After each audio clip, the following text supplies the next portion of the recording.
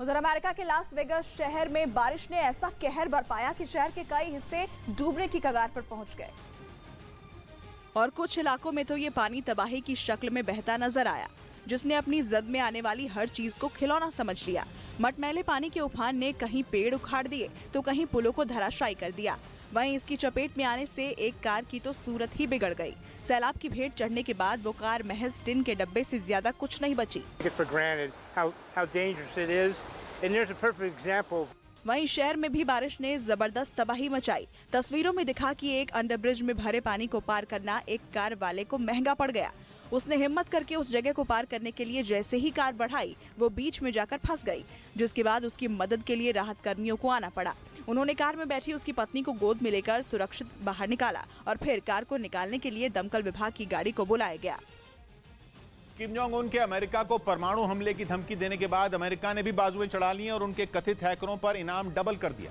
America ने उत्तर Korea से चलने वाले हैकिंग ग्रुपों पर इनाम दुगना करते हुए 80 करोड़ रुपए कर दिया और ऐलान किया कि जो शख्स अमेरिका को उत्तर कोरिया के हैकिंग गैंग्स के बारे में जानकारी देगा उसे $1 करोड़ यानी भारतीय रुपयों में करीब 80 करोड़ रुपए तक का इनाम दिया जाएगा। अमेरिका की नजर किमसुकी, APT38 और लाजरस ग्रुप जैसे बेहद शातिर और गुमनाम हैकरों के साइबर ग्रुप पर है, जिनकी हिट लिस्ट में अमेरिका और दक्षिण कोरिया हमेशा टॉप पर रहे हैं। कहा जाता है कि ये cyber group Kim Jong Un के पाले पोसे हैकरों की ऐसी जमात हैं जिन्हें वो अपने खस्ताहाल देश को चलाने के लिए हथियार के तौर पर इस्तेमाल करते आ रहे हैं, जो किम के एक इशारे पर दुनिया भर के बैंकों में डकैती करके किम की तिजोरी भरने के लिए तैयार रहते हैं। लाजरस ग्रुप तो दुनिया के 31 देशों में एकदम हाई प्रोफाइल संगठनों को अपना निशाना बना चुका है और इस हैकिंग ग्रुप के हैकर बांग्लादेश से लेकर इक्वाडोर और वियतनाम के बैंकों पर साइबर अटैक करके करोड़ों रुपए लूट चुके हैं। बल्कि पिछले महीने 24 जून को ही $10 करोड़ यानी भारतीय रुपयों में 795 करोड़ रुपए से ज्यादा की चोरी हुई थी। शिकार हुआ था अमेरिका का स्टार्टअप हार्मनी, जहां हैकरों ने क्रिप्टो करेंसी पर हाथ साफ कर दिया था।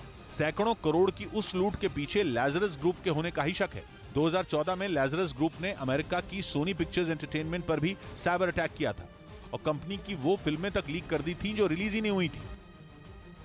उत्तराखंड के नैनीताल में आसमानी आफत का कहर दिखा। यहां तेज बारिश की वजह से पहाड़ का एक हिस्सा दरक कर सड़क पर आ गया, जिसकी वजह से यातायात ठप हो गया। नेशनल हाईवे पर मलबे का ढेर दिखा। आलम ऐसा था कि सड़क कई मीटर तक गहरी खाई में तब्दील हो गई। बताया गया कि यहां पर भारी बारिश की वजह से अचानक जोरदार धमाके के बाद पहाड़ का कुछ हिस्सा टूटकर सड़क पर गिर गया, जिसकी वजह से नेशनल हाईवे क्षतिग्रस्त हो गया। गनीमत रही कि मलबे की चपेट में कोई आदमी या गाड़ी नहीं आई, वरना जानमाल की हानि हो सकती थी। दोनों तरफ गाड़ियों की लंबी कतार लग गई। इस रूट पर फिलहाल आवाजाही बंद है। सड़क से मलबा हटाने का काम जारी है। उधर यूक्रेन की सेना ने एक वीडियो जारी किया जिसमें रूसी सेना के हमले की वजह से एक घर आग की लपटों में घिरा दिखाई दिया। यूक्रेन ने आरोप लगाया कि पुतिन की सेना ने यह हमला यूक्रेन के बखमुत में एक मकान पर किया और जैसे ही रूसी सेना की मिसाइल उस मकान पर गिरी, वहां भीषण आग लग गई। मकान से आग की भयानक लपटें उठने लगी, जबकि काले धुएं के गुबार ने पूरे इलाके को ढक लिया। रूस के इस हमले का पता चलते ही वहां फौरन फायर ब्रिगेड के लोग पहुंच गए और बिना वक्त गंवाए मकान में लगी आग को बुझाने में जुट गए।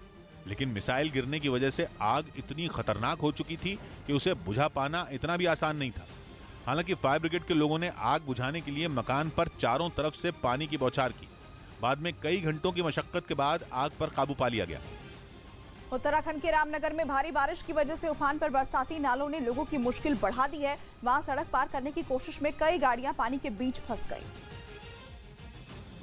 उत्तराखंड के रामनगर में बरसाती नालों ने कई जगहों पर सड़कों पर कब्जा कर लिया, जिसकी वजह से वहां से गुजरने वाले लोगों की मुश्किल बढ़ गई। सड़क पर इतना पानी इकट्ठा हो गया कि सड़क का अंदाजा लगाना मुश्किल हो गया।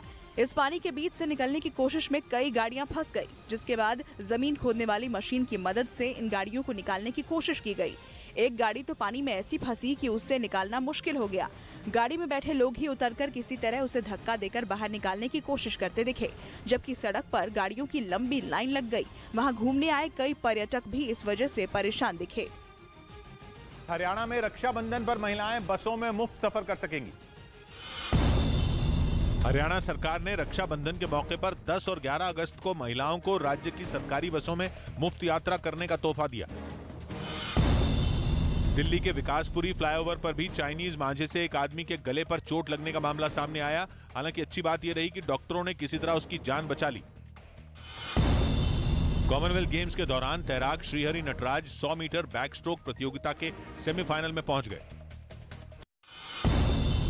इंग्लैंड में जारी कॉमनवेल्थ गेम्स में भारतीय पुरुष साइकिलिंग टीम को हार का सामना करना पड़ा। क्वालिफाइंग दौर में भारतीय टीम 6ठे नंबर पर रही। अभिनेत्री जानवी कपूर ने दिल्ली के साउथ एक्स इलाके में रिलायंस डिजिटल के एक और स्टोर का उद्घाटन किया। इस स्टोर में ग्राहक हर कंपनी के इलेक्ट्रॉनिक प्रोडक्ट खरीद सकेंगे। टेक्नोलॉजी के हिसाब से इंडिया का सबसे बेस्ट स्टोर है। अंडर 17 वर्ल्ड चैंपियनशिप में गोल्ड मेडल जीतने वाले पहलवान सूरज वशिष्ठ का हरियाणा के रोहतक पहुंचने पर जोरदार स्वागत किया गया। उन्होंने 32 साल बाद देश को इस प्रतियोगिता में गोल्ड मेडल दिलवाया।